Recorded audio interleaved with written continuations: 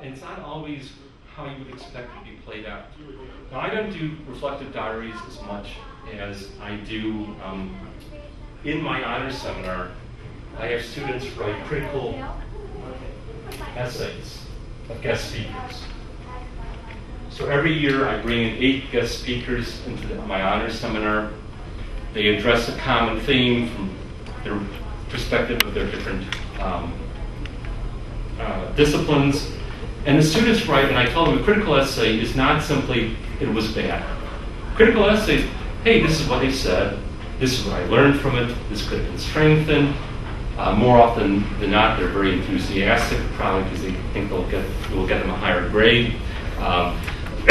But it gives you insight. And the advantage of a reflective diary or a critical essay is that it's written.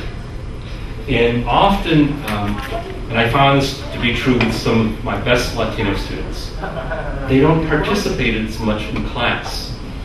For them, English is possibly a second language. But the reflective, their critical essays are brilliant. I have one student who's now going on for his master's who was in my seminar in the winter, and his pieces were off the charts. I mean, his essays were far better than anybody else's. He hardly spoke in class. And at first I was a little suspicious, but there was no way you could have cheated on this because these are unique speakers, and they're hearing them speak on a very, specific topic. So, again, it was a brilliant piece, and he came to me last week. He wanted some final advice as he goes off to go continue on in his master's program. And one-on-one, our conversation was so different than what it was in the classroom. And he used this word. He said he was intimidated to speak. The other students in the class were very bright. They had a fuller command of English. They did not have a fuller command of English. They had a more steady command. One-on-one, his vocabulary, his use of language was beautiful. But again, it was, pauses as he was thinking words and what to say and how to structure it. And the reflective diaries and the critical essays, because it's written, gives you insight that you may not otherwise have. Okay. A fourth method, and I apologize for this inventory, but oral histories. These are great. Have any of you ever used oral histories? Yeah. For what kind of exercise was that? With hip-hop. Oh, right. I would have guessed that. Just from what the other workshop we were in. I'm not a historian, but I explain the importance of history. To understand anything, you have to know its context, how it's unfolded. And we're losing a lot of history. And I'm a fond lover of Studs-Terkel, so that's where I got the idea from. So I send students out, and they can interview somebody who's at least one generation older than they are, to get a sense of what conditions were like for their family or their culture or their people a generation, 2 generations ago.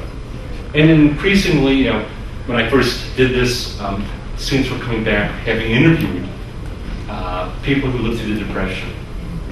It's kind of frightening. They're now interviewing people my age, so it's making me feel a lot older. But it gives students a sense of how their own people have evolved, and it also gives them a sense of the commonality. Because who did not go through the Depression? And when I had the students discuss, the time when they were interviewing grandparents who went through the Depression and so on. And, after the fact, I told them this. My mother, to this day, she doesn't need to, she's not scrimping, she's not well-to-do, she's comfortable. To this day, when she throws out bread, she kisses it. Bread is something holy. You don't throw out bread, haphazardly. And it's very much just being a product of the Great Depression. And people who lived through the Great Depression were profoundly impacted by that. So again, these oral histories allow students to draw the connections between each other that their ancestors did. First of all, it connects them with their ancestors, which increasingly students today are, I don't mean to knock it out, but they're driven more by the moment and more by what the culture is today. When I first started teaching, one of my few cultural heroes is Paul Robeson. And I would talk about Paul Robeson, and everybody would say, I could tell that they were really interested. And I would tell them, my father sang professionally with Paul Robeson, and that really got someone.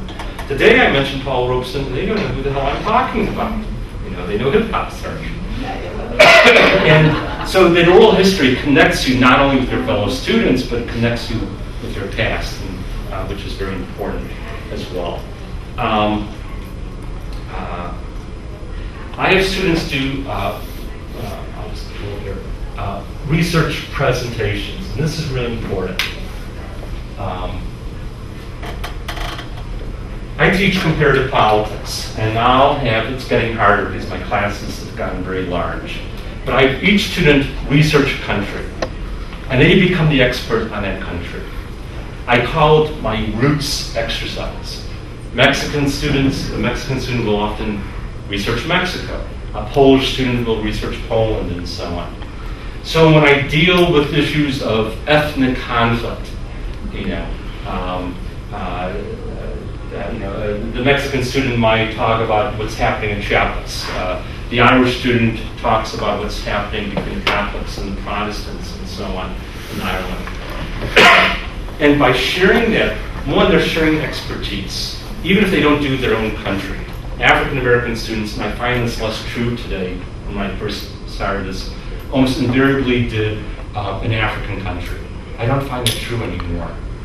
And I don't know, I call it my Roots class, because when I first started doing this, Alex Haley's Roots was put on television, just a few years later, and maybe it was that kind of let's seek out our roots, but I find it less true today than back then.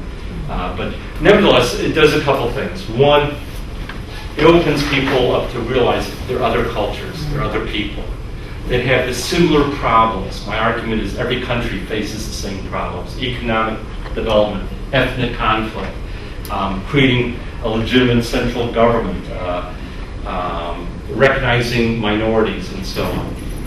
So by sharing the research, by having these research presentations, one, the students respect each other a little more because they're doing actual research. And two, it allows them to connect with other cultures. Comparative analysis. Again, by definition, I'm a comparativist. But comparative analysis opens up the notion of globalism and complex interdependency and critical thinking. All of these address these three things. How does it do that? A comparative analysis can be looking at literature and comparing Maya Angelou with Isaac Bashevis Singer. There's actually a lot of common themes that, this man who only writes in Yiddish and this woman who is emblematic of black literature have in common. But also not only to see the commonalities, but the differences in voice as well. Because that's, comparative analysis forces you. What is a comparative analysis exam? There'll always be a question. What are the differences and similarities between? And again, speaking of Paul Robeson, most people don't know this. He had a PhD in musicology, and his doctoral dissertation was on the universality of folk music. And he looked at folk music of different cultures, and he argued, not only are the themes the same, but actually the structure of music is very similar. One of his albums is actually a compilation of different folk songs from Chinese and Yiddish and African and slave and Irish and so on. And it's a beautiful record. So comparative analysis, in its fullest source, does all this. Now, you can think of comparative literature